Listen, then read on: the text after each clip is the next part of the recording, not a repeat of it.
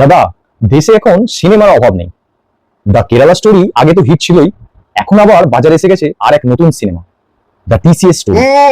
আগে তো IT company মানে বুঝতাম ল্যাপটপ, কোডিং, কফি, আর এখন রাজনীতি বলছে ওগুলো নাকি সব কভার স্টোরি, আসল কাজ নাকি প্রেম করা। যে ছেলেগুলো সারা সপ্তাহ ল্যাপটপের সামনে বসে চুল পাকিয়ে ফেলছে, তারা আবার নাকি সময় বার করে মেথডিক্যাল প্রেম করছে। গদি মিডিয়ার স্ক্রিপ্ট রাইটারদের স্যালারি বাড়ানো উচিত। কি কল্পনা শক্তি! সবচেয়ে মজার কথা হলো, সবাই বলছে এই শিক্ষিত হিন্দু মেয়েরা নাকি বোকামি করছে, ব্রেন ওয়াশ হয়ে যাচ্ছে। আমার মাথায় একটা জিনিস ঢোকে না, এই শিক্ষিত হিন্দু মেয়েদের প্রেমের জালে ফাঁসানো কি এতটাই সোজা? মানে যে মেয়েটা ইন্টারভিউ টাফ রাউন্ড পার করে কোম্পানিতে ঢুকছে, ক্যালকুলাস সলভ করছে, বড় বড় প্রজেক্ট হ্যান্ডেল করছে, সে নাকি একটা ছেলের হাসিতে সমস্ত কিছু ভুলে যাচ্ছে। রহস্যটা কি শুধুই প্রেমে, নাকি এর পিছনে রয়েছে উঁচু পদে থাকা মুসলিম ছেলেদেরকে ফাঁসানোর ষড়যন্ত্র? এই সম্ভাবনাটাও কিন্তু উড়িয়ে দেওয়া যায় না। ঘটনায় আবার বলা হচ্ছে যে তাদের নাকি জোর করে বিপ খাওয়ানো হয়েছে। আরে ভাই, ঘটনা তো মহারাষ্ট্রের, ওখানে তো সরকারিভাবে বিপ বন্ধ, তাহলে অফিসে বিপ এলো কোথা থেকে? অফিস কি স্মাগলিং করে বিপের ব্যবস্থা করলো?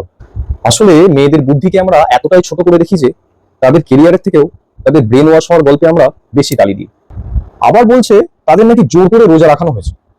আরে ভাই, রোজা রাখতে গেলে তো সেহরি করতে হয়, তা মেয়েগুলো কি ভোরবেলাতেই অফিসে চলে আসতো, নাকি ছেলেগুলো ফোন করে বলতো উঠে পড়ো গো, সেহরি খেয়ে নাও? আর রোজা রাখাটা কি শুধুমাত্র না খেয়ে থাকা যে জোর করে সম্ভব? তারা এও বলছে তাদের নাকি আবার জোর করে নামাজও পড়ানো হতো। আরে ভাই, নামাজ কি কোনো পিটি ক্লাস যে শুধু উঠবোস করলেই হয়ে যায়? তার জন্য ভালো করে গোসল করতে হয়, ওযু করতে হয়, কোরআন জানতে হয়, আর সবচেয়ে বড় কথা, সেটা স্বেচ্ছায় নিজের অন্তর থেকে হতে হয়। জোর করে কিভাবে কাউকে নামাজ পড়ানো সম্ভব?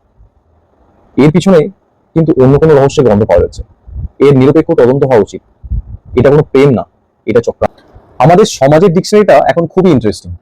কোনো হিন্দু ছেলে ক্রাইম করলে সেটা তার ব্যক্তিগত সমস্যা, লোকে বলবে ছেলেটা পাগল, ওর ফ্যামিলি প্রবলেম ছিল। কিন্তু কোনো ঘটনার সঙ্গে কোনো মুসলিম ছেলের নাম জড়িয়ে দিন, ব্যাস, তখন ওটার ক্রাইম থাকে না, ওটা হয়ে যায় একটা আস্ত মিশন, আর ওটার নাম দেওয়া হয় জিহাদ। অপরাধী তখন আর শুধু অপরাধী থাকে না, তখন সে হয়ে যায় গোটা কমিউনিটির প্রতিনিধি। মানে একজনের ব্যক্তিগত পাপের বোঝা সমস্ত কমিউনিটি বয়ে বেড়াবে। এটাই কি এখনকার জাস্টিস? গত বছরই আমাদের পশ্চিমবাংলায় দুটো ঘটনাকে লক্ষ্য করে দেখুন।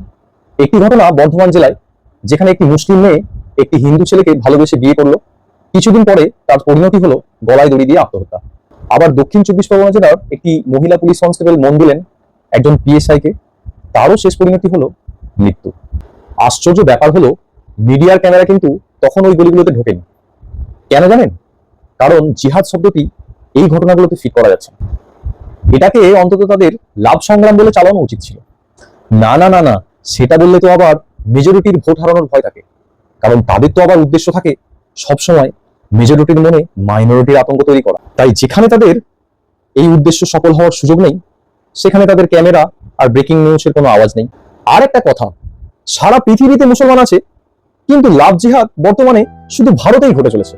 আমেরিকার মুসলিমরা তবে কি অলস, নাকি দুবাইয়ের মুসলিমদের প্রেম করার সময় নেই, নাকি বিষয়টা কোনো ধর্মীয় মিশনই নয়, এর পিছনে রয়েছে কোনো বিশেষ রাজনৈতিক দলের হাই ডিমান্ড? আসলে লাভ জিহাদ কোনো বিদেশি আমদানি নয়, এটা একেবারে আমাদের লোকাল পলিটিক্সে তৈরি করা মেড ইন ইন্ডিয়া প্রোডাক্ট। দেশে বেকারত্ব বাড়ছে, তেলের দাম আকাশ ছোঁয়া, পকেটে টান, কিন্তু আমাদের চিন্তা নেই। কারণ রাতে যখন আমরা নিউজ চ্যানেল খুলি, তখন স্ক্রিনে জিহাদ দেখে আমাদের এমন পেট ভরে যায় যে রাতের হাঁড়িতে ভাত না থাকলেও আমরা দিব্যি দেশভক্তির ঢেকু তুলে ঘুমিয়ে পড়ি। আমরা তো আর মানুষ খুঁজি না, আমরা খুঁজি ব্রেকিং নিউজ।